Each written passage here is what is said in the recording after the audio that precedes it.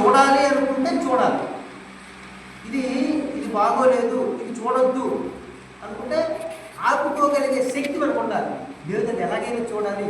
ఇప్పుడు చాలా ఉదాహరణలు ఉన్నాయి. ఇప్పుడు బైబిల్లో ఉదాహరణ చూస్తే మొట్టమొదటి దేవుడు మనిషిని సృష్టించిన తర్వాత ఆ మనిషికి ఆ పండు తినొద్దు అని చెబుతాడు భగవంతుడు.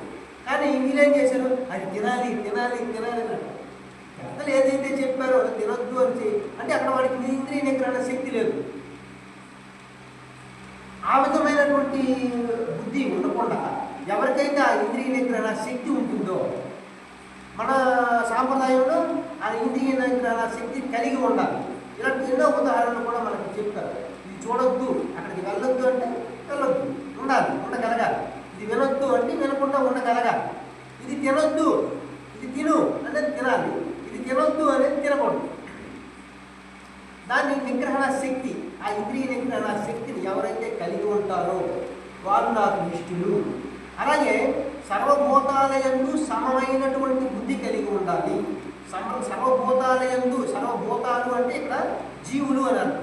సర్వజీవులు యందు కూడా సమత్వ బుద్ధి ఉండాలి. వాటి మీద చిన్న చూపు కానీ ద్వేషం కానీ ఏమీ ఉండకుండా, అవి కూడా మనలాంటి జీవులే, కాకపోతే మాట్లాడే శక్తి వాటికి లేదు. మనం మాట్లాడే శక్తి ఉంది, మనకి జ్ఞానం ఉంది, వాటికి జ్ఞానం లేదు.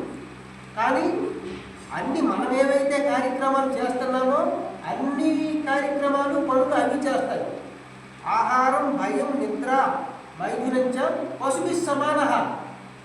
ఆహారము, భయము, నిద్ర, మైథునం, సంతానం కారణం, అన్ని పనులు అన్ని జీవులు చేస్తాయి. కాకి, పిల్లి, కుక్క, పంది, నక్క, పాము, చీమ, ఎలుక, దోమ అన్నీ కూడా అన్నిటికీ ఆకలేస్తుంది, అన్నీ సంతానాన్ని కంటాయి, అన్నీ నిద్ర చేస్తాయి, అన్నీ ఆహారం తింటాయి.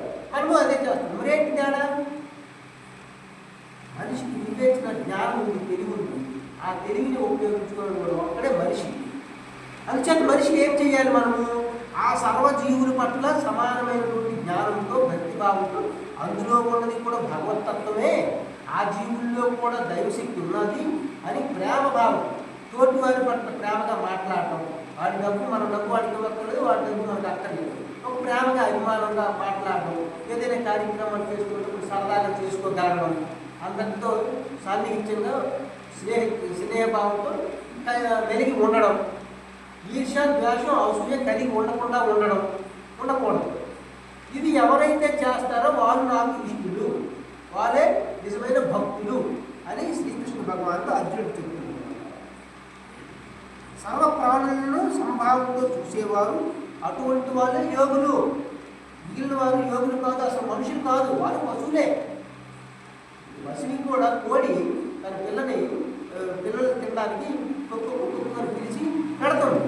మరి మనము పెడతాం. దానికి మనకి తేడా ఏంటి? మనకి జ్ఞానం, వాడికి జ్ఞానం. అంటే మన జ్ఞానంతో ఏం చేయాలి? మన ఇరుగువాన్ని పొరుగువాన్ని ప్రేమించాలంటే అభిమానించాలి. ఒక శత్రుత్వ భావం లేకుండా ప్రేమ భావంతో, సోదర భావంతో కలిగి ఉండి మెసలుకోవాలి. అట్టి వారు మనోబుద్ధులకు అతీతులు. అటువంటి వారు మన తాలూకా మనస్సుని, బుద్ధికి అతీతంగా ఉంటారు. సర్వవ్యాపి, అనిర్వచనీయమైనటువంటి స్వరూపం గలవారు. కూటస్థుడు అంటే ఇక్కడ భగవంతుడి తాలూకా లక్షణాలు చెప్పారు. సర్వవ్యాపి, ఎవరు దేవుడు అనే విషయాన్ని శ్రీకృష్ణ భగవాన్ చెప్పారు. సర్వవ్యాపి అంటే సర్వము వ్యాపించుకునేటటువంటి ఒక శక్తి. భగవంతుడు ఎవరు అంటే, నేను దేవుడిని కాను, నేను దేవుడిని అని నేను చెప్పలేదు శ్రీకృష్ణుడు. దేవుడు ఎవరు అని చెప్పారంటే సర్వవ్యాపి, సర్వము వ్యాపించి ఉన్నటువంటి ఒక శక్తి. కూటస్థుడు అంటే ఇది కూటస్థమచలం ధ్రువం. కూటస్థం అంటే భూమధ్య స్థానం. ఈ భూమధ్య స్థానంలో ఉంటాడు కూటస్థుడు. భగవంతుడు ఎక్కడ ఉంటాడంటే కూటస్థులో ఉంటాడు. అంటే మనం గుర్తు పెట్టుకుంటాం. అది మనకి తెలియపరచడం కోసం. అంటే మీరు గుర్తు పెట్టుకుంటే నేను చూస్తాను, ఇది గుర్తు పెట్టుకున్నాను అంటే ఇది జ్ఞానం ఉంది. ఏం జ్ఞానం ఉంది? భగవద్భక్తి జ్ఞానం ఉంది. భగవంతుడితో భక్తి ఉంది. ఎలాగ నీకు ప్రకటితమైంది? భగవంతుడు ఇక్కడ ఉన్నాడు కాబట్టి ఆ భగవంతుడి సూచనగా ఇక్కడ పెట్టుకున్నాడు కాబట్టి భగవద్భక్తి ఉంది. ఈయన ఒక భక్తుడు, లేకపోతే ఈయన దైవ చింతన కలిగిన వాడు అనేటువంటి చిహ్నానికి అది గుర్తు. కూటస్థం అంటే ఇక్కడ అంటే భగవంతుడు మనకి ఇక్కడ ఉంటాడు. అందుకే శ్రీకృష్ణ శ్రీకృష్ణ భగవానుడు అతను కళ్ళు మూసుకోలేదు. కృష్ణుడు కానీ బ్రహ్మంగారు కానీ బుద్ధుడు కానీ ధ్యానం చేసినప్పుడు అక్కడ మహర్షులు అందరూ ధ్యానం చేసిన వాళ్ళే. ధ్యానంలో అందుకే ధ్యానం చేసేటప్పుడు ఇలా ఉండాలి. విష్ణు భూమధ్యలో వచ్చారు. విష్ణు భూమధ్యలో చూస్తే ఇక్కడ కూటస్థులు మనకి ఆ శక్తి కనిపిస్తుంది.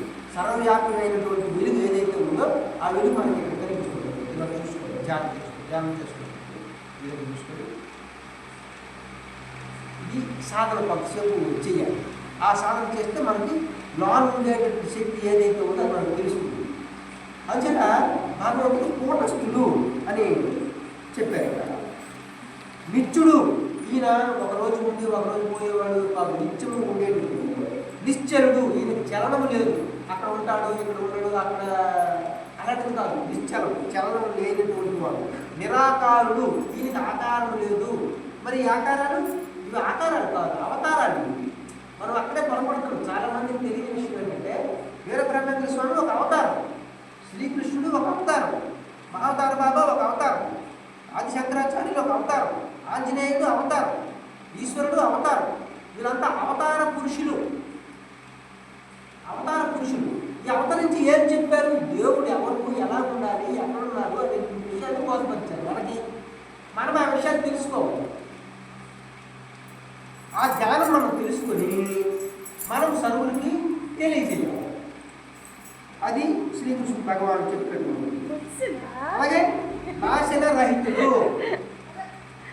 నాశనం లేనివాడు, సచ్చిదానంద ఘన పరమాత్మ, నిరంతరము ఏకీభావస్థితులై ధ్యానం చేయొచ్చు, భక్తితో భజించు ఆ పరబ్రహ్మమునే పొందాలి. అటువంటి శక్తిని మనం ధ్యానం చేయాలి. ధ్యానం అంటే కళ్ళు చూసుకుని ఉండిపోవడం కాదు. ఆ నిరాకార సచ్చిదానంద కూటస్థ